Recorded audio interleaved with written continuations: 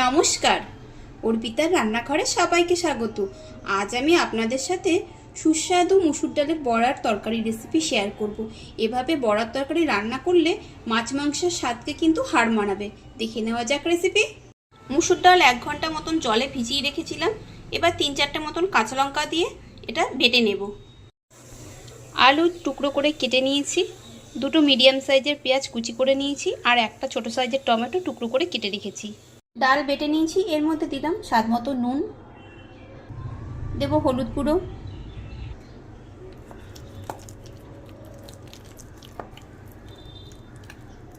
এবার বড়াগুলো ভেজে নেব। এবার বড়াগুলো ভাজার জন্য কড়াইতে দিলাম সর্ষের তেল। তেল গরম হয়ে গেছে, বড়াগুলোকে এর মধ্যে দিয়ে দিচ্ছি।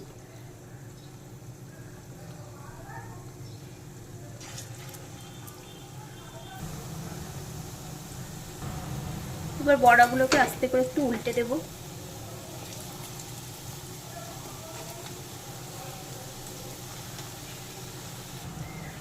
বড়াগুলো ভাজা হয়ে গেছে, তুলে নেব। এইভাবে সব বড়াগুলো আগে ভেজে নেব।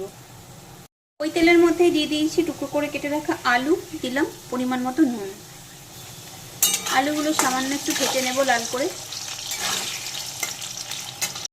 আলু ভেজে তুলে নিয়েছি, এর মধ্যে দিলাম তেজপাতা, শুকনো লঙ্কা ফোড়ন,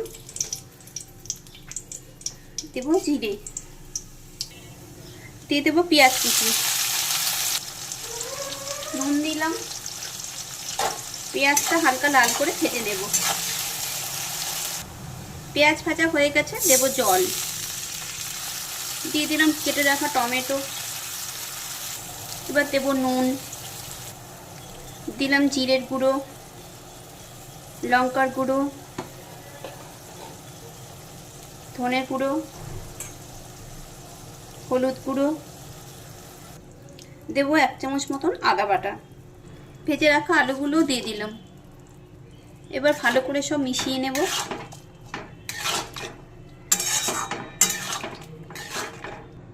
এবার কিছুক্ষণ ঢাকা দিয়ে রেখে দেব। এই সময় গ্যাসের ফ্লেমটা আমি লোতে করে রাখবো।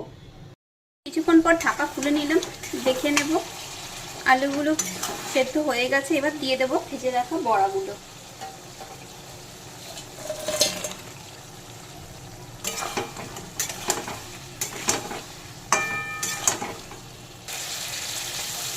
দেব বেশ কিছুটা জল,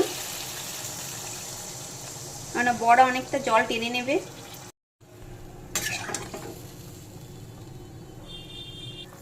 এভাবে কিছুক্ষণ ফুটতে দেব।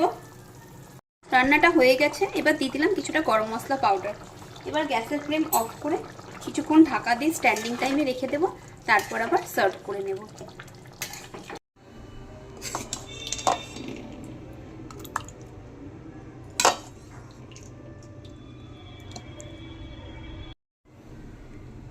এভাবে অবশ্যই আপনারা বড়ার তরকারি বানিয়ে দেখবেন, আশা করছি আপনাদেরও ভালো লাগবে। খুব শীঘ্রই দেখা হবে নতুন কোনো ভিডিওতে। সবাই ভালো থাকবেন, সুস্থ থাকবেন।